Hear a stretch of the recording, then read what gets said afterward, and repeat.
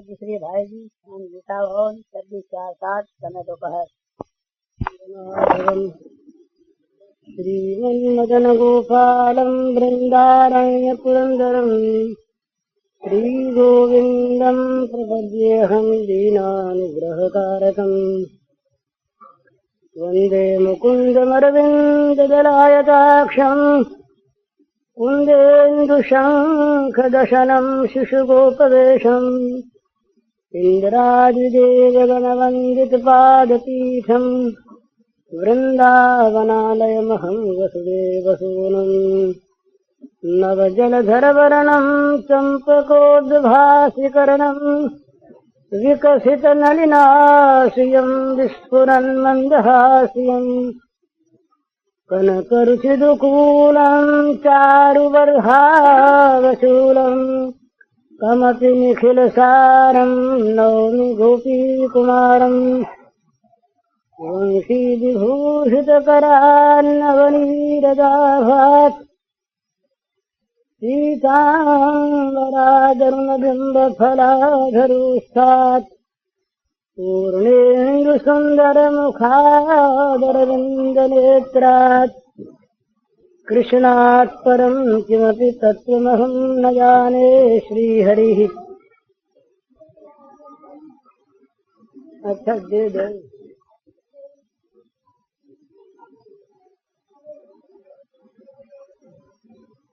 एक सामने दोहा लिखा बड़ा सुंदर। नारायण जाके दृगन, नारायण जाके दृगन सुंदर श्याम समाय, फूल पात फल डार में साकू वही लखा।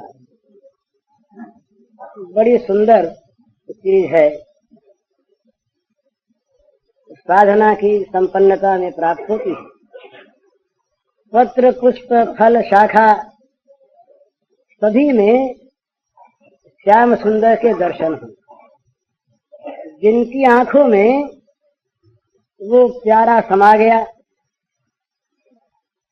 उसको दूसरा कहीं नहीं दिखता। उस दिन मैंने शायद सुनाया था आपको, एक कवि की उक्ति। कुछ सखियां इकट्ठी हुई और इकट्ठी होकर चर्चा करने लगी श्याम सुंदर की। उनके पास दूसरी चर्चा के लिए अवकाश नहीं। एक ही बात, जैसे आंखों में श्याम सुंदर, इसी प्रकार वाणी में भी श्याम सुंदर, इसी प्रकार मन में भी श्याम सुंदर। तो ये प्रश्न आया कि हमारा श्याम सुंदर काला कैसे हो गया। संक्षेप में कहता हूं। तो एक सखी ने बताया बड़ा सुंदर। कवि की सूझ है पर है बड़े सिद्धांत की चीज। कहा कजरारी अखियान में, कजरारी अखियान में बसो रहे दिन रात, प्रीतम प्यारो हे सखी ताते सांवरगा। ये बड़ी सुंदर विनोद की बात तो है ही, और उनके प्रेम का बड़ा सुंदर निदर्शन भी है, पर सिद्धांत की चीज भी।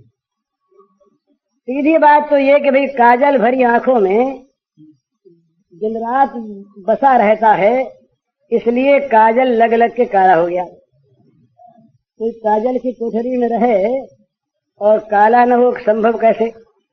ये तो बिल्कुल सीधा अर्थ है। पर आंखों की पुतली में जो बसा रहता है वो एक सिद्धांत की चीज। हमारी आंखों के सामने जो वस्तु आती है वही हमारी पुतली में बसती है। बोला जब जो आवे, गाय आए तो गाय, आदमी आवे तो आदमी।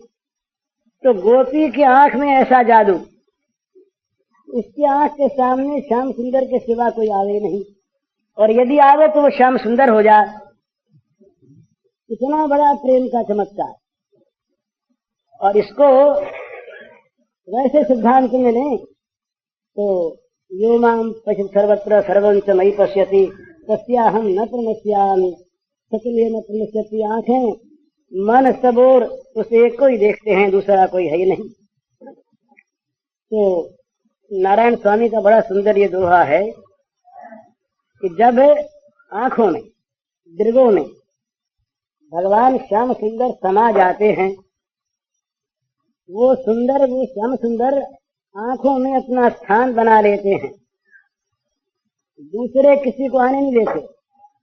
जिन आँखिन में वह रूप बसो, उन आँखिन सो फिर देखिए का। जिन आंखों में वो रूप बस गया, उनको दूसरा कौन सा रूप खींच सकता है? किसकी ओर वो आंखें देख सकती हैं? आंखों का परम फल तो यही कि जिन आंखों ने श्याम सुंदर को देख लिया, और जिसने देखा वो महाराज दिख गया। ये चीज है, जिसकी आंखों ने श्याम सुंदर को एक बार देख लिया, आंख भर कर देख लिया, उसका सारा कुल, उसका सारा लोक परलोक, उसके सारे भोग मोक्ष सदा के लिए मिट गए। वो श्याम सुंदर का हो गया। ब्रजांगना में माइकल ने एक लिखा, उसका हिंदी अनुवाद किया।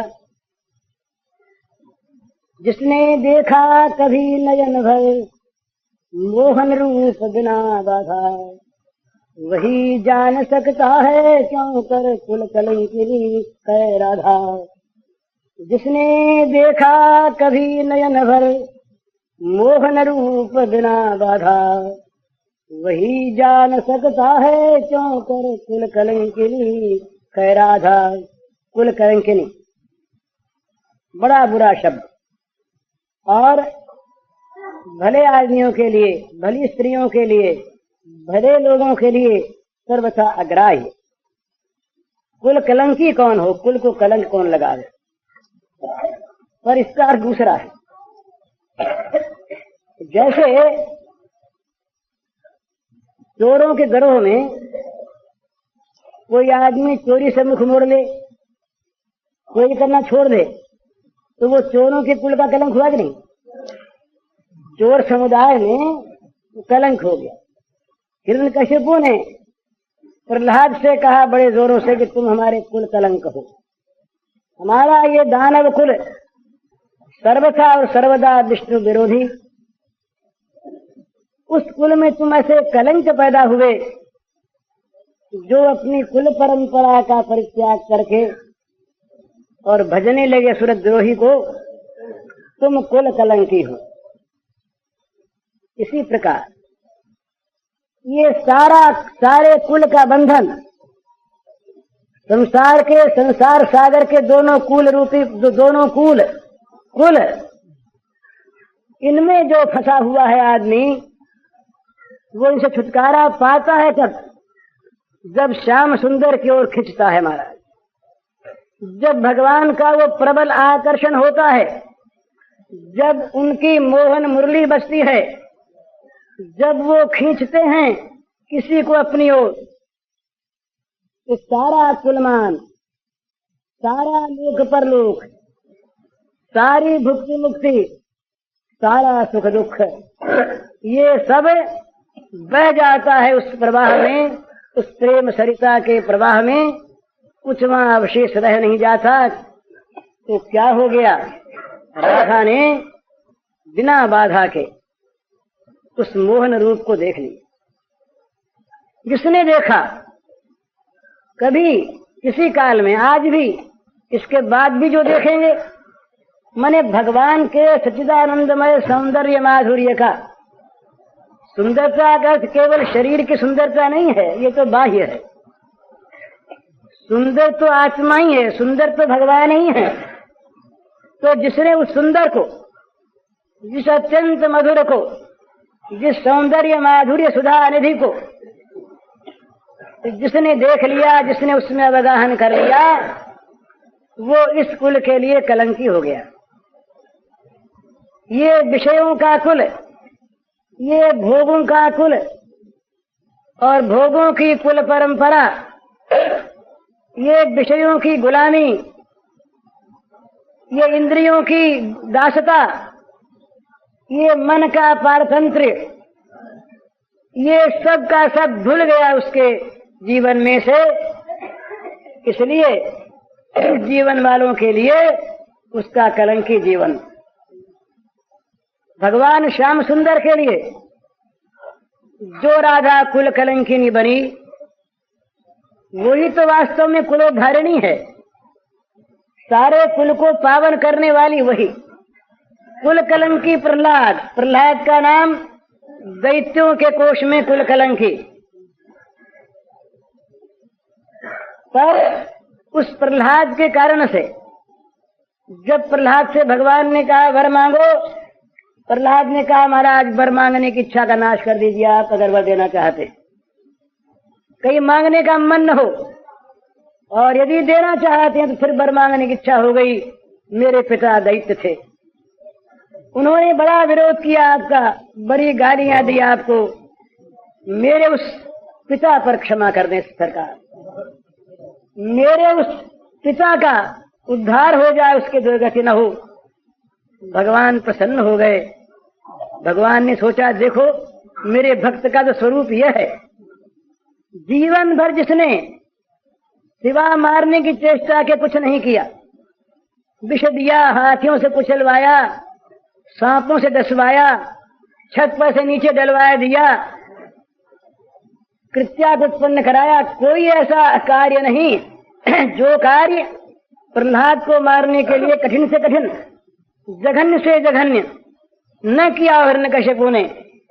आज हिरण्यकश्यपु की सद्गति के लिए, उसी के अत्याचार से पीड़ित, जिसके लिए भगवान रो रहे हैं, बेटा देर हो गई, क्षंतव्य मंगल यदि में समय विलंब, बेटा मेरे आने में देर हो गई, तुम मुझे माफ करो। ये माफी मांगने वाले उन भगवान से प्रहलाद चाहता है उस पिता की सद्गति। तो प्रसन्न हो गए भगवान। कहा प्रहलाद जहाँ तेरा जन्म हुआ उसके एक पिता की कौन सी बात है, उसकी 21 पीढ़ियां कर गई ये भगवान। तो ये दैत्य कुल कलंक ने दैत्य कुल का उद्धार कर दिया। तो ये शब्दों को सुन करके डर जाते हैं लोग, राधा तो कुल कलंकिनी, तो हम कुल कलंकी कैसे बने। ये कुल कलंक ही तो कुलोज्वल करने का साधन है परम। जो विषय संसार में फंसा हुआ यहाँ अयोग्य साबित हो गया,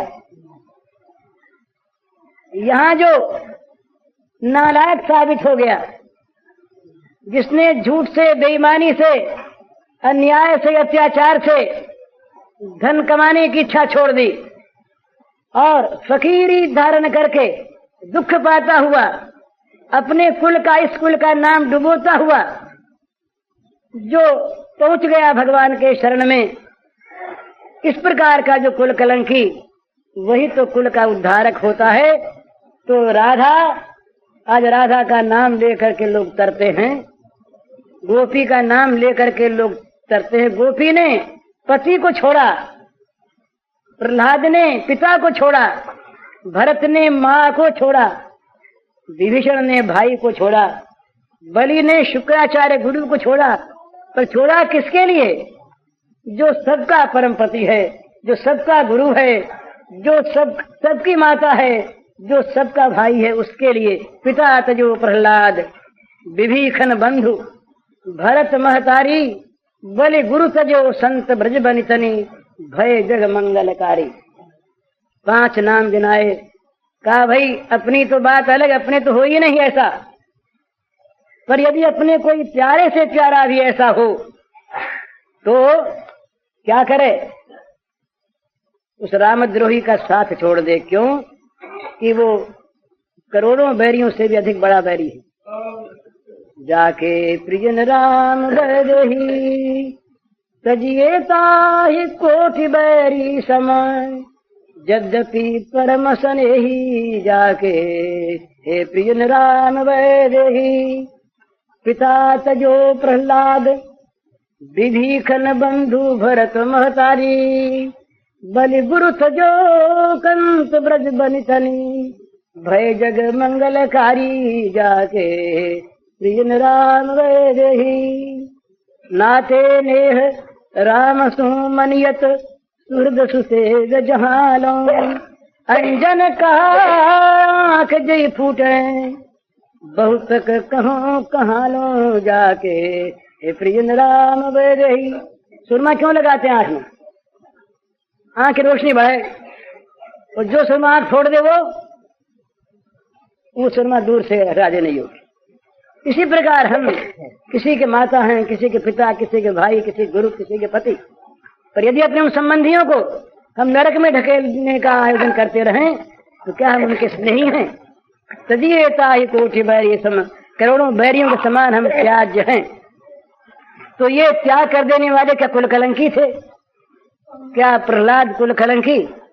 क्या विभीषण कुल कलंकी? क्या भरत कुल कलंकी? श्री गोपांगना है क्या कुल कलंकी? यही तो कुल का उज्जवल करने वाले हैं। जिन लोगों ने अपने भगवान के लिए अपने आप को समर्पित कर दिया, उसको पाकर पृथ्वी धन्य हो गई, उसको पाकर कुल उज्जवल हो गया, उसको पृथ्वी में पाकर पृथ्वी के लोकपाल देवता सब परम पुलकित हो गए, पितर लोग नाचने लगे। ऐसा आता है कि जब किसी कुल में किसी भक्त का, वैष्णव का उदय होता है तो पितर लोक में नाच मच जाता, सब पितर नाच उठते हैं कि हमारे उद्धार की बेला आ गई।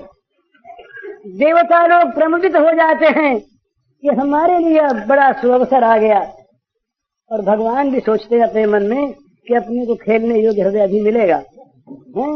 जिन हृदयों में कुवासनाएं भरी, जिन हृदयों में संसार की गंदगी भरी, जिन हृदयों में भोगों का रोग भरा, वहां भगवान कैसे खेलें? जो भगवान के लिए खाली सजाया हुआ सुसज्जित दैवी संपत्ति आदि से उस हृदय में, उस अंतस्थल में भगवान आकर क्रीड़ा करते हैं, भगवान आकर खेलते हैं, वो बनता है भगवान की लीला स्थली।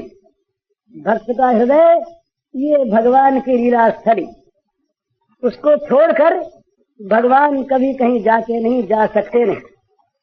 अतएव सब जगह सर्वथा और सर्वदा प्रेम हो जाने पर क्या होता है कि वो फूल पात फलडार में ताकूं वही दिखा, नारायण जाके दृगन सुंदर श्याम समाए। सुंदर श्याम भला हमारी आंखों में क्या समा रहा है? जरा अपनी आंखों को देखिए, अपनी अंदर की आंखों से।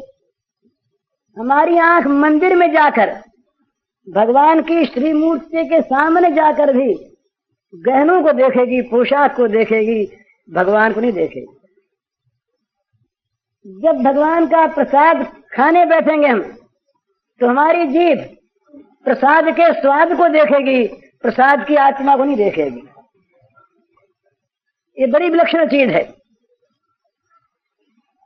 प्रसाद में स्वाद नहीं होता, प्रसाद में भगवान होते हैं। प्रसाद में भगवान होते, स्वाद तो जीभ की चीज है। रघुनाथ के सामने विष आ गया। ससुराल में रघुनाथ भक्त एक रहे, तो बड़े धनी थे, पहले धनी परिवार था और गरीब हो गए। वो अत्यंत गरीब हो गए, सारी जिम्मेदारी उनकी बिक आ गई, बड़ी बड़ी बुरी अवस्था। तो रघुनाथ भिखमंगे हो गए, पेट भरने के लिए भीख मांगने लगे, और पुरी में मंदिर के सामने भिखमंगों की टोली में खड़े रहते, भीख मांगते। उनकी पत्नी जो रही वो किसी राज्य में दीवान की लड़की थी, तो उनको मालूम हुआ किस प्रकार से वो तो भिखमंगा हो गया और किसी काम का रहा नहीं, मकान रहा नहीं, खाने पीने को सामान नहीं। तो दुष्ट बुद्धि उपजी मन में, सोचा कौन पूछने वाला लड़की का दूसरा ब्याह कर देंगे। वो जमाना दूसरा था, जब दूसरे ब्याह का नाम सुनकर विवाहिता और विवाहिता न होकर वागदान दत्ता भी अपने आप को गाली मानते थी, गाली सुनना मानते थे। ये दशा थी उस समय। तो विवाह की बात जब तय की पिता ने और भाइयों ने, तो इसका जीव उबला, आग लगी, कैसे खबर दूं उसको। तो किसी प्रकार से चेष्टा करने पर पता लगा कि वो रघुनाथ इस समय पुरी में भिखमंगे के रूप में रहता है। था बड़ा वो भक्त, इसके मन में भी भगवान की बड़ी निष्ठा रही। भगवान को याद किया, महाराज किसी प्रकार बचाओ सतीत्व को मेरे। एक ब्राह्मण कोई मिल गया, भगवान ने भेज दिया कोई यात्री के रूप में, उसने चिट्ठी लिखी, इस प्रकार मेरा विवाह होने की बात हो रही है, तुम जहां हो जैसे हो मुझको आकर ले जाओ। चिट्ठी भी किसी सूत्र से बहुत जल्दी जा पहुंची उसके पास, पढ़ी उसने, भगवान की मर्जी, भगवान को उसने याद किया, जगन्नाथ जी को, कुछ ऐसी व्यवस्था हुई कि वो दूसरे दिन वहां पहुंचा। तो अपने ससुर के मकान के सामने पेड़ था, अब रात को वहां तो पहरे लगे, कौन अंदर जाने दे समझे थे, वो बाहर ही तो गया उस पेड़ के नीचे। जब प्रातः काल लोग उठे, उसके स्त्री के भाई साले वाले वो निकले, ससुर निकले, देखा तो पहचान लिया है तो वही। अब लोग लग जा, कुछ भी अंदर ले गए, ऊपर से जरा अच्छे बोले, लेकिन अंदर उनके वो जहर भरा था। तो उन्होंने मिल मिला करके कोठरी में बैठ करके सलाह की क्या करें। तो जहाँ बुरी बुद्धि आती है, बुरी नीयत, वहाँ बुरी उपज होती है बुद्धि में। तो उन बाप बेटियों ने मिलकर तय किया, इसे जहर दे के मार दें, ये मरी जाएगा, और उसके बाद फिर अपने कोई बोलने चालने वाला रहेगा नहीं, विवाह किसी प्रकार कर देंगे, कौन पूछता, हम तो दीवान ठहरे। तो उसने सुन लिया। वो बड़ी चौकन्नी थी, किसी प्रकार कान लगाए सुन रही थी, कैसे ही पता लग जाए ये लोग क्या करना चाहते हैं, उसके मन में था भय। तो फिर उसने कान लगाया तो उन्होंने ये कहा रसोइये से, ये कहा कि वो जानते थे कि ये बंगाल में एक मिठाई होती है संदेश, छेना से बनती है, तो वो संदेश खाना उसको अच्छा लगता था। ये विवाह के समय की ये बात उनको याद थी। तो रसोइया से कहा कि एक काम करो, ये जो विष है ये संदेश में मिला दो और संदेश सबसे ऊपर रख दो, तो सबसे पहले इसी को वो खाएगा और बड़ा ये जबरदस्त जहर खाते मर जाएगा। ये सब बात तय हो गई, उसने सुन लिया। अब ये दशा उसकी कि उसके पति को तो रखें अलग, उसको रखें अलग, मिलने दे नहीं, जाने दे नहीं। उसके मन में बड़ी खलबली मची, सोचा क्या करें, किसी प्रकार बचाना तो चेष्टा करें। तो उसने एक पत्ते पर लिख दिया कि ये जहर है, खाना नहीं, और उस पत्ते को किसी प्रकार रसोई के साथ मिल मिला कैसे भी उस संदेश में खोस दिया। जब थाली गई तक अब वो बड़े आव भगत के साथ, अब उनको सारी स्कीम ठीक, खा लेगा, खाते मर जाएगा, रात का समय, रात को इसको करा देंगे, सवेरा होते कह देंगे भाई रात को हैजा हो गया, किसी प्रकार कुछ हो गया, मर गया, अब क्या करें। इस प्रकार सारा वो तो सोचे बैठे हो गया काम। तो उसके सामने थाल जाने लगा। तो उसने कहा कि हम तो भगवान का प्रसाद लिया करते। तो कहा प्रसाद कैसे, बोले हमारे ठाकुर जी हैं, उनके भोग लगा दो। उनके साथ बेचारे छोटे से ठाकुर जी थे झोली में, तो ठाकुर जी के भोग लगा दिया और उसके सामने थाल आ गया। अब वो थाल को रखा गया चौकी पर, वो खाने बैठा था, उसने उठाया संदेश, सबसे पहले वही ऊपर था, उसने एक पत्ता खोसा हुआ, उसने पत्ते को निकाला, देखा कुछ लिखा हुआ है, उसमें लिखा था जहर है, खाना नहीं। अब उसके मन में एक बात पैदा हुई कि जहर है या प्रसाद है। भाव तो यही परीक्षा होती है आदमी की कि भगवान के भोग लग के आया है। हमने ये कहा इनसे कि हम भोजन नहीं करते, हम तो प्रसाद खाते हैं। तो जो जहर भगवान के भोग लग गया, वो जहर मेरे लिए भोजन नहीं, प्रसाद है। और प्रसाद खाने में ये सोचने वाला दिल कैसा कि इसके खाने से मर जाना है। उठ गई मन से बात। वो बेचारी बाहर खड़ी देख रही, कांप रही वो दूर से कि कहीं खा न ले। इसने उठाया संदेश, सिर नवाया भगवान को, प्रणाम किया, कहा महाराज आपकी याद करते हुए ये आपका प्रसाद मैं खा लिया। जहर जानकर प्रसाद खा लिया।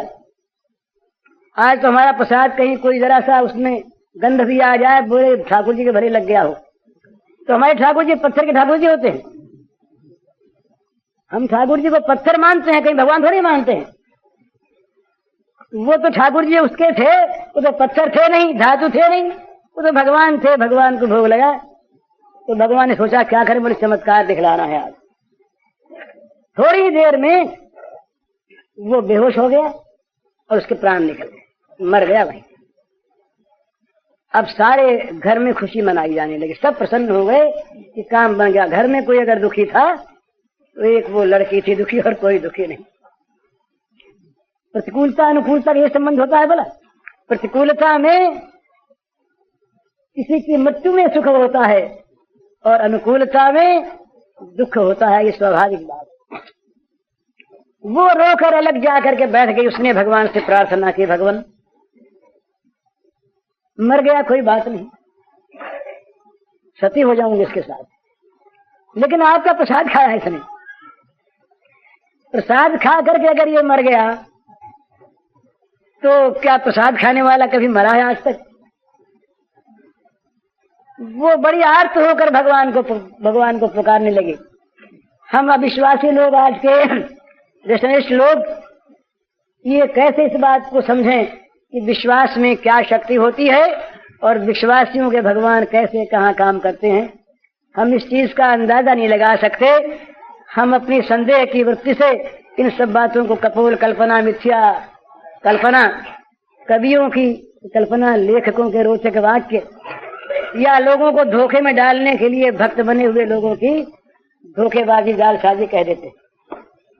पर जिनको विश्वास है वो जानते मानते हैं।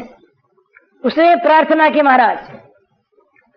प्रार्थना करते ही लोगों ने, जो आसपास वो उसके साले वाले थे, उन्होंने देखा कि जिस कोठरी में वो बैठा हुआ प्रसाद लेने लगा था, तो जिसको इन्होंने बाहर से बंद कर दिया था कि मर गया, केवल खिड़की से देख रहे थे, इन्होंने देखा कि उस कोठरी में अकस्मात एक ज्योति फूट उठी, एक प्रकाश छा गया।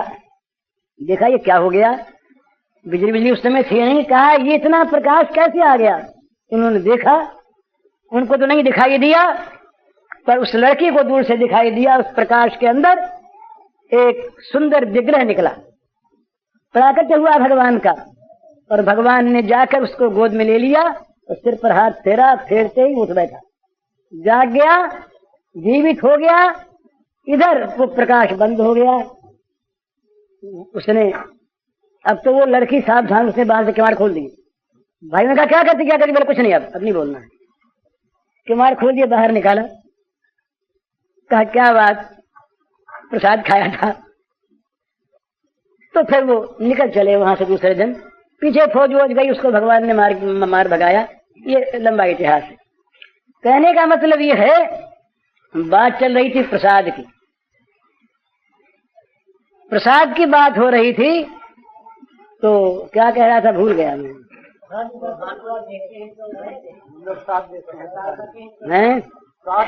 हाँ, हम लोग स्वाद देखते हैं। हम लोग स्वाद में उस वस्तु के आत्मा को नहीं, हम लोग प्रसाद का स्वाद देखते हैं, प्रसाद में भगवान को नहीं देखते। हम लोग मूर्ति में गहने देखते हैं, मूर्ति के अंदर रहे भगवान को नहीं देखते। हम लोग किसी अच्छे संगीत में स्वर देखते हैं, उस संगीत का आत्मा जो रस है वो नहीं देखते। हम लोग किसी अच्छे फूल में फूल का सौंदर्य देखते हैं, पर उस सौंदर्य का जो मूल है, जहां सुंदरता आई, जिसको लेकर फूल सुंदर बना, उसको नहीं देख पाते। फल का मिठास देखते हैं, पर फल के आत्मा को नहीं देखते। पर जिनकी आंखों में, जिनके जीवन की आंखों में, जिनके हृदय की आंखों में श्याम सुंदर समा जाते हैं, उनको फूल पात फलदार में ताकू वही दिखाए। फूल में, पत्ते में, डाली में, पत्र में, सब में श्याम सुंदर दिखाई देते, दूसरा कोई नहीं। तो पहले जब तक प्रेम न हो, जब तक ऐसी आंखें न हो, तब तक ऐसा अभ्यास करे, मान कर करे, कल्पना से करे, विश्वास से करे कि सारे प्राणियों में, सब में भगवान है। तुलसी या संसार में सबसो मिलिए धाय, का जानो का वेश में नारायण मिल जाए।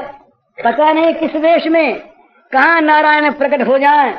किसी से द्वेष मत करो, किसी को नीचा मत मानो, किसी का अपमान मत करो, किसी को दुखी मत बनाओ, सबका सुख, सबका हित, सबका सम्मान, सबकी पूजा भगवत बुद्धि से करो तो सर्वोत्तम, आत्म बुद्धि से करो बड़ा अच्छा, और बदलाव पाने के लिए भी करो तब भी बुरा नहीं। लेकिन पता नहीं किसमें कौन है। महाराज पीछे पछताना पड़ता। दमयंती जब मौसी के यहाँ गई, दीना खिन्ना पति के द्वारा परित्यक्ता, कहाँ जाए। उस अवस्था में उसने देखा कि कहीं जाकर दमयंती नाम बताऊंगी तो एक मेरे स्वामी की बदनामी होगी। छोड़ दिया स्वामी ने। अर्धवस्त्रा दमयंती को जंगल में अकेली छोड़ दिया, सती स्त्री को। और गरीबी में घर वाले भी पराये हो जाते हैं। महाराज यही बात, गरीब दोस्त को, गरीब भाई को, गरीब संबंधी को बड़े लोग भाई कहने में शर्माते हैं। ये संसार का स्वभाव होता है। दमयंती ने सोचा कि दासी बन के रहना है, कहीं पेट भरना है, जब तक दिन न फिरे। मौसी के यहाँ गई, कहा मुझे रख लो, मैं किसी पुरुष की सेवा नहीं करूंगी, बिछौने नहीं बिछाऊंगी, धोती पुरुष की नहीं धोऊंगी, घर में झाड़ू दूंगी, बर्तन मांजूंगी, सब काम करूंगी। पहचान नहीं सकी मौसी, रख लिया। अब वो सर्वगुण संपन्ना द्रौपदी रही। द्रौपदी में गुण ही, दमयंती में सारे गुण ही गुण। पर जब मौसी को पता लगा कि ये बेटी दमयंती थी तो उसके दुख का पार नहीं रहा। मैंने इससे दासीपन का काम करवाया, मेरी बेटी ये जिससे मैंने ये झूठे बर्तन मजवाए। ये जब पांडव गए विराट नगर में, और महाराज विराट के यहाँ जब ये सेवक बन करके रहे, और जब उस बृहन्नला बने हुए अर्जुन ने कौरव सेना को परास्त कर दिया, नाम हुआ विराट कुमार का कि उसने मारा।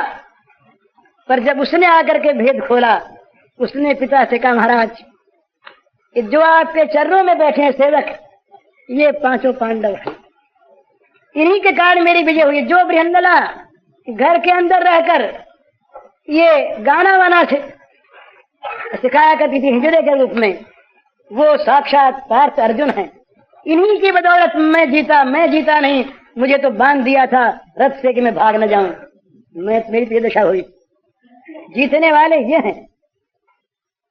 उस समय विराट नीचे उतर गए आसन से, युधिष्ठिर को बैठाया ऊपर, कहा महाराज बड़ी गलती हुई, बड़ा अपराध हो गया मुझसे, मैंने पहचाना नहीं। तो चाहे पहचाने न पहचाने, इतना जान रखें इन सब में, इन सब के बाहर, ब्राह्मण चांडाल सब में, पशु पक्षी सब में, ये जड़ चेतन सब में हमारे भगवान भरे हैं। प्रणमेद अनन्या, सबको प्रणाम करे, सबका हित चाहे। एक कहानी है, कहानी सच्ची घटना है। ये राजस्थान में सेठ लोग रहते, तो इनके कारोबार सब बाहर थे, और बड़े सेठ लोग प्रदेशों में कम जाया करते, मुनीम लोग जाया करते। तो एक बार एक सेठ का लड़का कहीं दुकान पर गया प्रदेश में, बहुत दिन हो गए आया नहीं। ये चिट्ठी पत्रियां भी भेजी जाती थी कासीदों के द्वारा, डाक नहीं थी, संदेश वाहक लोग रहते थे, वो ले जाते थे। कारोबार चलता था आज की तरह से, न गवर्नमेंट, न टैक्सेस, न इतनी चीज, न इतनी तवालत, न इतने केश मेमो, कुछ था वह नहीं, सीधा साधा ईमानदारी का काम था।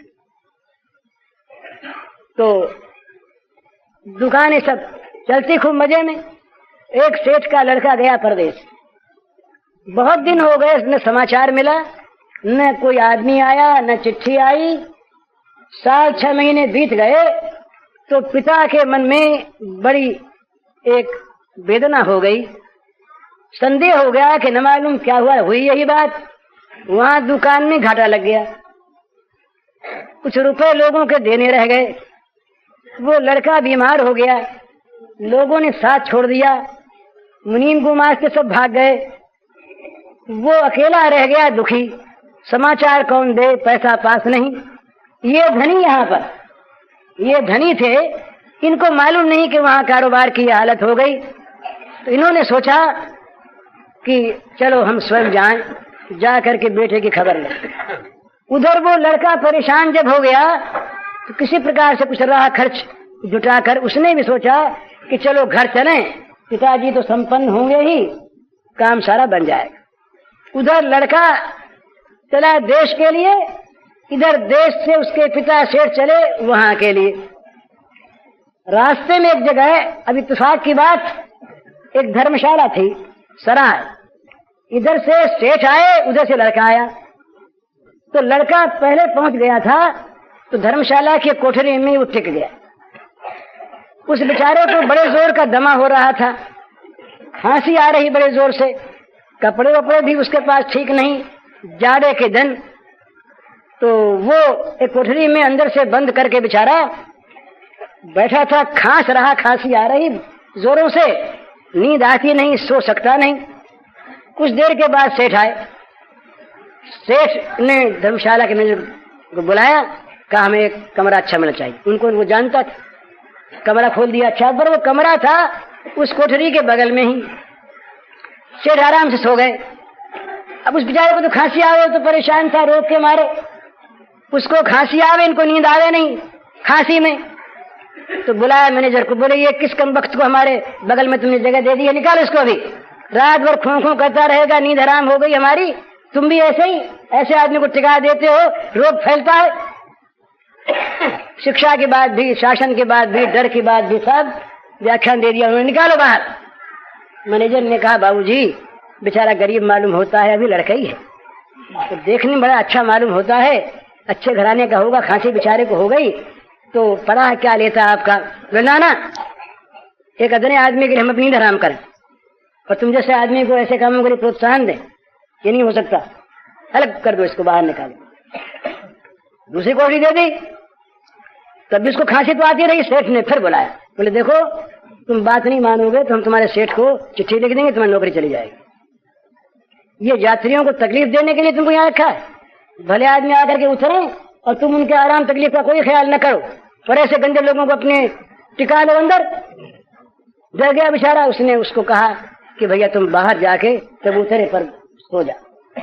उसने कहा भैया बड़ा जाड़ा लगता है, हमारे पास कपड़े हैं नहीं, खांसी पहले ही हो रही है, बाहर कैसे जाए, नींद कैसे आवेगी जाड़े के दिन। बोले कुछ भी हो, हमें अपना पेट देखना है, अब नौकरी देखेंगे, तुमको तुम्हारी जान को देखना। निकाल दिया बाहर। वो बाहर आके बेचारा उस पर चबूतरे पर बैठ गया, खांसी और बढ़ी, परेशान बेचारा। सवेरे तड़के ही तो सेठ उठे कमल उम्मल ओढ़कर और जंगल जाने लगे लोटा लेकर हाथ में। पाखाने वाखाने थे नहीं उस जमाने में, तो जंगल जाने लगे। बाहर फिर वो बैठा, वहीं खांसी आ रही। बोले मरा नहीं, अब भी खो खो करता है, रात भर हो गई, अंदर का परेशान, बाहर निकले तो यहाँ वही परेशानी। वो बेचारा आंखों में आंसू आ गए, बोला नहीं। सेठ लौट करके आए, कुछ उजियाला हो गया, फिर खांसी आ गई। फिर से कुछ कहने लगे तो उसने कहा बाबूजी मैं भी भले घर का लड़का हूँ, मेरे पिता भी बड़े धनी थे और शायद धनी हैं, मैं गया परदेश में, घाटा लग गया, मैं लौट रहा हूँ, आप मुझ पर खींचते क्यों हैं। अब आवाज लगी, पहचानी हुई थी, और सेठ पास आगे देखा, अब तो दंग रह गई। बोली ये तो लड़का ही मालूम होता है मेरा। अरे राम कुमार तू, रो पड़ा। बोले पिताजी आप। अब दोनों के रोने का अब उस पिता के पश्चाताप का क्या ठिकाना है। अरे राम, कितना बड़ा हत्यारा मैं, कितना बड़ा पापी मैं, कितना बड़ा अन्याय करने वाला मैं। अपने लड़के को, बीमार लड़के को कपड़े देने दूर रहे, दवा का प्रबंध करना दूर रहा, सेवा करना दूर रहा। निर्दयी मैं, भद्र हृदय, मैंने उसको बाहर निकलवा दिया, कितना पाप किया। लगा रोने। वो बेचारा, उसने कहा नहीं पिताजी आपको मालूम नहीं था, आपने पहचाना नहीं, इसलिए गलती हो गई। अब तो बेटा था ही, उसको घर ले सत्या कराया, पर क्या वो किसी का बेटा नहीं था, उनका नशा ही बेटा, किसी बात का तो बेटा वो था ना, कोई तो पिता उसके थे नहीं। वो अगर अपने मान लेते कि मेरा बेटा तो क्या अर्थ था, उसके दुख में अगर वो सहानुभूति दिखलाते तो क्या बुरी चीज थी, और उसे कहीं भगवान मान लेते तब तो फिर क्या कहना है महाराज, उसके लिए भगवान उसमें से प्रकट हो जाते। सच्ची बात। ऐसे ईसाइयों में संत हुए कई, सेंट फ्रांसिस, रानी एलिजाबेथ, इन लोगों का जीवन जब देखते हैं तो हृदय झुक जाता है इनके चरणों में, कि जिन्होंने आजीवन कोढ़ियों की सेवा की, अपने जीवन का बलिदान दिया। जिनके पास कोई नहीं जाता, उन कुष्ठ रोगियों के पास ये लोग जाकर के मरहम पट्टी करते रहे। धर्म है कहना दूसरी बात और करना और बात। तो यदि हम सब में भगवान देखने लगते और वो सिर्फ अगर देखने वाला होता, मानने वाला होता, तो क्या उसके द्वारा दुर्व्यवहार होता? न पहचाना बैठे को तो क्या है, वो एक आदमी तो है, वो दुखी तो है। अरे न सहायता की हमने, न सेवा की हमने, पर उसको दुख में क्यों डालते हम? हमारा वज्रहृदय कैसे होता? पर होता चाहे हम भगवान को नहीं जानते पहचानते, इसलिए हमें जगत में सब पराये दिखते हैं, सब दूसरे। हमारा जो स्व है इस छोटी सी सीमा में आकर सीमित हो जाते, इतने हम। यूरोप में तो आजकल फैमिली का अर्थ बहुत संकुचित हो गया। यूरोप में माँ बाप फैमिली में नहीं है, वो फैमिली मेंबर्स नहीं है, बड़े बच्चे फैमिली मेंबर नहीं, स्वयं उनकी पत्नी और छोटे बच्चे। जैसे गाय बैलों के वो होते हैं ना, गाय का जो एक बयान का बच्चा वो तो बेचा, और नई अगर दोबारा ब्याह गई तो पहले बच्चे से कोई प्रेम नहीं रहता। ये पशुता जब मनुष्य में आ जाती है तो मनुष्य फिर मनुष्य नहीं रह पाता। देवता की बात अलग रही, भक्त ज्ञानी और प्रेमी की बात तो अलग रही। तो जब भगवान के प्रेम में मस्ती आती है, जब भगवान का प्रेम आंखों में छाकर प्रेम रूप भगवान को हृदय में ले जाता है, जब छलकने लगता है प्रेम समुद्र हृदय का, तब वो आंखों में आकर भर जाता है। प्रेम के आंसू बहते हैं और सर्वत्र श्याम सुंदर के दर्शन होते हैं। तो इस गोपी की काजल की आंखों में भगवान बसे कैसे? सिद्धांत की बात, वो गोपी की आंख ऐसी बन गई जिसको सर्वत्र सर्वदा और सर्वथा केवल अपने श्याम सुंदर ही दिखते और कोई कहीं दिखता नहीं, कोई कहीं उसकी कल्पना में नहीं आता।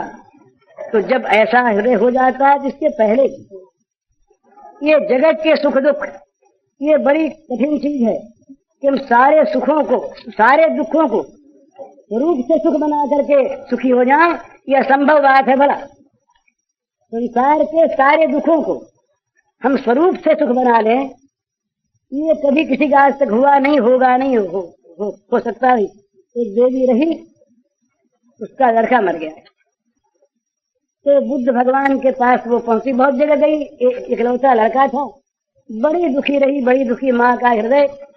एक बेटा, तो किसी ने कहा कि बुद्ध भगवान आए हैं, उनके पास जाओ, वे भगवान हैं, वे सब कुछ कर सकते हैं। गई, वो पहुंची उनके पास। बुद्ध ने कहा ठीक बात है बहन, तुम्हारा बेटा जिंदा हो सकता है, उपाय है। प्रसन्न हो गई, बोले महाराज उपाय बताओ। अभी करूंगी। बोले एक काम करो, जिस घर में कोई न मरा हो उस घर की थोड़ी सी धूल ले आओ, या सरसों के दाने कोई कहते धूल ले। वो गई है घर में, बोली हमारा बेटा मर गया, रोती हुई। तो बोले कहो क्या करें, सहानुभूति। तो कहा कि जिस घर में कोई न मरा हो उस घर की धूल ले आओ, तो हम तुम्हारे बेटे जला देंगे। उसने कहा भाई हमारे तो 2 ही महीने हुए पिताजी मरे हैं। कहने का मतलब ये कि ऐसा कोई परिवार उसे मिला नहीं, ऐसा कोई घर उसे मिला नहीं जहां मौत न आई हो, ऐसा कोई घर नहीं मिला जहां मृत्यु के दर्शन न हुए हों। तो वो वहां से लौट आई। बुद्ध भगवान से कहा कि महाराज ऐसा घर तो कोई नहीं मिला। तो नहीं मिला तो फिर नहीं मिला। क्या कह रहा था, भूल गया। अरे ये तो इसके पहले मैं भूल जाता हूँ वैसे। हाँ, अब आ गया। संसार के दुखों को कोई स्वरूप से सुख बना ले, मौत बंद हो जाए, बुढ़ापा बंद हो जाए, बीमारी बंद हो जाए, धन का घटना बंद हो जाए, घर वालों का मरना बंद हो जाए, मैं दुख हो जाएंगे उससे। जब बूढ़ों की जमात इकट्ठी हो जाएगी, सबका मरना बंद हो जाए, तो अभी कहते हैं कि इतनी जनगणना, ये जनसंख्या अधिक हो गई, तो क्या करेंगे? फिर तो बूढ़ों के कत्ल का फरमान निकालना पड़ेगा, कानून बनाना पड़ेगा, तो सबको मरवा दिया जाए, नहीं तो लोग रहेंगे कहाँ? हाँ, जब सही समस्या हो जाए समाज के सामने, देश के सामने, तो भगवान सब अच्छा करते हैं, पर कोई ये चाहे कि हमारे जीवन में प्रतिकूलता आवे नहीं, सुख हो जाए, अनुकूलता बनकर ये कभी होगा नहीं, हुआ नहीं, होता नहीं। तो करना क्या है?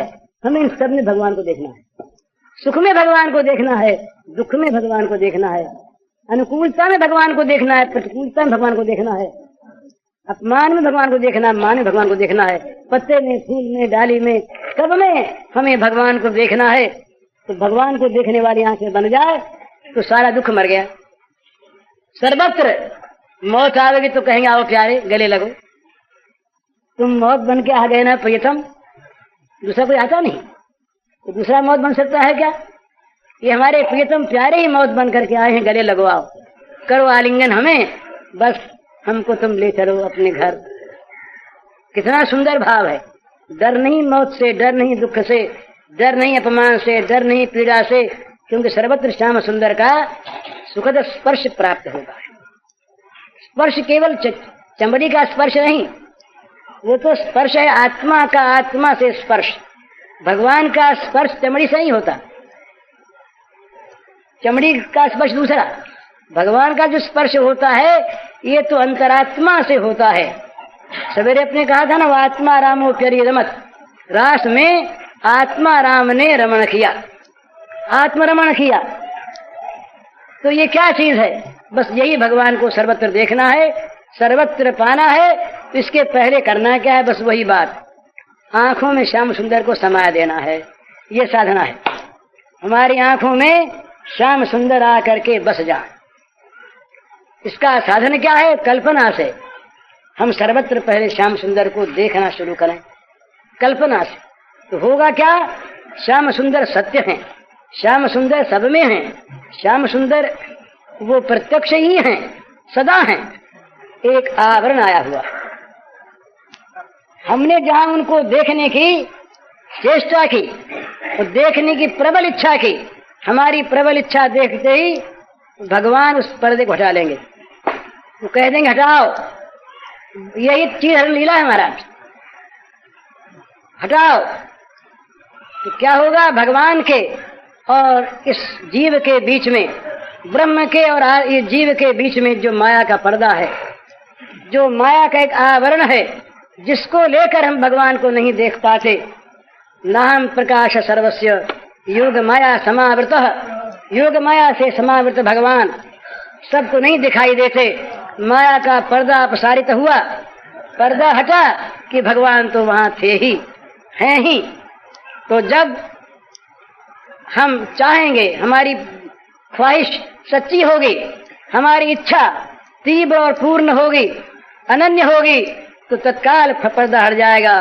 फिर प्रत्येक फूल की कली में, प्रत्येक पुष्प की गंध में, प्रत्येक फल के तरुलता के सौंदर्य में, प्रत्येक सरसरिता में, प्रत्येक पर्वत पेड़ों में, प्रत्येक प्राणी में, प्रत्येक स्थान में, प्रत्येक परिस्थिति में, प्रत्येक वस्तु में हमें मंगलमय भगवान के दर्शन होंगे, प्यारे भगवान के दर्शन होंगे। श्रेष्ठ भगवान, परम पृष्ठ भगवान हमें तुरंत मिल जाएंगे, सब जगह मिल जाएंगे। तो ऐसी आंख बनावें। आंख बनाने का अर्थ क्या है? यही कि सर्वत्र भगवान को सदा सर्वदा हम देखने का प्रयत्न करें, और जो भी चीज हमारी इस देखने की क्रिया में बाधक हो, जो भगवान को न देखने दे और जगत को ला के सामने रख दे, भगवान से हमारे चित्त को हटा दे और भोगों में लगा दे, वो विद्या अविद्या, वो मित्र अमित्र, वो शिक्षा कुशिक्षा, वो धन धननाश, वो मान सर्वथा अपमान, वो मुक्ति परम बंधन, बस बिल्कुल उल्टी चीज। ये मान ले आदमी, जो भगवान में लगा दे वो साधन, जो भगवान से हटा दे वो असाधन। जो भगवान में लगा दे वो अपना परम प्रिय बंधु। तुलसी सो सब भांति परम हित, पूज्य प्राण ते प्यारो, जासो होए स्नेह राम पद, ये तो मतो हमारो। मीराबाई को कहते हैं, चिट्ठी लिखी तुलसीदास जी ने, उसका अंतिम पद यह है कि सो सब भांति परम हित, वही सब प्रकार से हमारा परम हितैषी, वही पूजनीय, वही प्राण से प्रिय जासु हुए सनिह राम पद, जिसके कारण से, जिसके द्वारा भगवत चरणारविंद में हमारा स्नेह, हमारा प्रेम हो जाए, बस वही ग्राह्य, बाकी सब त्याज्य। इस प्रकार से निरंतर सब जगह भगवान को देखने का क्या भाई, भगवान को सब जगह देखने का प्रयत्न करे। ये 2 दिन से बनवारी कह रहा तो कुछ पढ़ देते अर्थ फिर कभी। ये चीज क्या है, बड़ी सुंदर चीज है। रास पंचाध्यायी के दूसरे अध्याय का ये नंददास जी के द्वारा किया हुआ भावानुवाद है। भगवान अंतर्धान हो गए मधुर वंशी को सुनकर, और वंशी के द्वारा आवाहन सुनकर मुरली मनोहर ने मुरली के द्वारा सबको बुलाया, जिस जिसको चाहते थे उसको बुलाया। ये भगवान की रमण लीला, ये स्वरूपानंद वितरण लीला थी, स्वरूपानंद वितरण लीला। इस लीला में सबको बुलाया और बुलाने के बाद वो अंतर्हित हो गए। अंतर्हित होने पर किस प्रकार से उन श्री गोपांगनाओं में भगवान के अनुसंधान की वृत्ति जगी, और उन्होंने किस प्रकार से अपने को भगवत रूप आवेश में, प्रेमावेश में देख लिया, और फिर भगवान को कैसे पाया, इसका वर्णन है। अर्थ सुनाने के लिए आज अवकाश नहीं, ये रोज रोज किताब देते हैं, अब अज्ञा करना ठीक नहीं है भगवान, तो इसको पढ़ देते हैं। मधुर वस्तु जो खात निरंतर सुख तो भारी, बीच बीच कटु अम्ल तिक्त अतिशय रुचकारी, जो पट पुट के दिए निपट यति सरस पर रंग, जो पट पुट के दिए निपट यति सरस पर रंग, तैसे ही रंचक विरह प्रेम के पुंज बढ़त यंग, तैसे ही रंचक विरह प्रेम के पुंज बढ़त यंग, जिनके नयन निमेश को ओट कोटिक जुग जाही, जिनके नयन निमेश ओट कोटिक जुग जाही, तिनके गहवर कुंज ओट दुख यगनित नाही, तिनके गहवर कुंज ओट दुख यगनित नाही। बड़ा सुंदर इनका अर्थ है। ठगी रही ब्रजबाल लाल गिरधर प्रिय बिनु ज्यों यों, निधन महानिधि पाय बहुर ज्यों जाय भई त्यों, वह गई बिरह बिकल तब बूझत दुर्म बेली बन, को जड़ को चैतन्य कछुन जानत बिरही जन, हे मालती हे जाति जूथ के सुनिहित दे चित, मान हरन मन हरन गिरधरन लाल लखेत, मान हरन मन हरन गिरधरन लाल लखेत, हे केतकी इत तै चितये कितहु प्रिय रूसे, कै नद नंदन मंद मुसक तुम्हारे मन मुसे। हे मुक्ता फल बेली धरे मुक्ता मणिमाला, लेखे नैन विशाल मोहने नंद के लाला, हे मंदार उदार वीर कर वीर महामति, देखे कहूँ बलवीर वीर, देखे कहूँ बलवीर धीर, मन हरन धीर गति, हे चंदन दुख कंदन सब कहूँ जरत सिरावहु, नंद नंदन जगबंदन चंदन हम ही मिलावहु, बूझौरी इन लतनी फूल रही फूलन सोही, सुंदर पिय कर परस बिना अस फूलन होही। वाह। हे सखी ये मृग बधू नहीं किन बूझऊ अनुसरी, डह डह इनके नयन अब ही कतहूँ चितये हरि, अहो कदम्ब अहो अम्ब निम्ब क्यों रहे मौन गही, अहो बट तुंग सुरंग वीर कहूँ इत उलझे रही, जमुन निकट के बिटप पूछ भई निपट उदासी, क्यों कहीं ये सखी महा कठिन ये तीर्थ बासी, हे अवनी चित हे अवनी नवनीत चोर, चित चोर हमारे, राखे किते दुराय बतावहु प्राण प्यारे, अहो तुलसी कल्याणी सदा गोविंद पद प्यारी, क्यों न कहती तू नद नंदन सो बिथा हमारी, अपने मुख चांदने चले सुंदर तिन माही, जह आवे तम पुंज पुंज गहवर तरुछाई, ई विधि बन घन बूझी ढूंढी उन्मत की नाई, करन लगी मन हरन लाल लीला मन भाई, मोहन लाल रसाल की लीलाई नहीं सो है, केवल तन्मय भई कछु न जानती हमको है। बाबा वेश हो, कृष्णा वेश हो गया। भृंगी भयते भृंग होत, एक कीट महाजड़, कृष्ण भगत ते कृष्ण होन कछु नहीं अचरज बड़।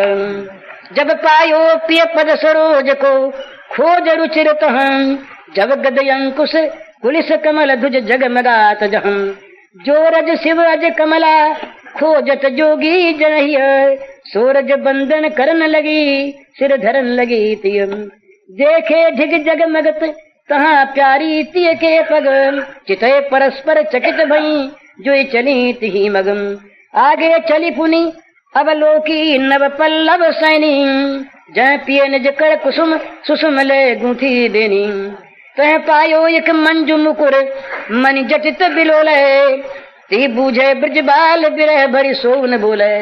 क्या बोले दर्पण बिचारा, तर्क करते अपमाही अहो यह क्यों कर लीनो, तिन में तिनके ही की जानी उन उत्तर दिनो।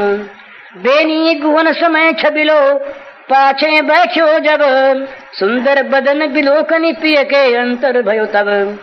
ताते मंजुल मुकुर सुकर ले बाल दिखायो, श्रीमुख को प्रतिबिंब सखी तब सन्मुख आयो। धन कहत भई ताही नाहि कछु मन में कोपी, निर्मत्सर जे संत तिनकी चूड़ा मनि गोपी। वाह। इननी के आराधे हरि ईश्वर बर जोई, ताते निधर के अधर सुधार पीवत सोई। आगे चली पुनि तनक दूर देखी सो ठाड़ी, जासो सुंदर नंद कुंवर पिय अतिरति बाढ़ी। गोरे तन की जोत छूट छबिछाय रही धर, मानऊ ठाड़ी कुंवरी सुभग कंचन यवनी परम। जनु घनते बिजुरी बिछुरी मानिन तनु काछे, किधु चंद्र सो रूस चंद्र का रही गई पाछे। नयन नित्य जलधार हार धोवत धर धावत, भमर उड़ाइन सकट बास बस मुख ढिगयावत। क्वासी क्वासी पिय महाबाहुयों बजती अकेली, महावीर की धुनि सुनि रोवत खग द्रुम बेली।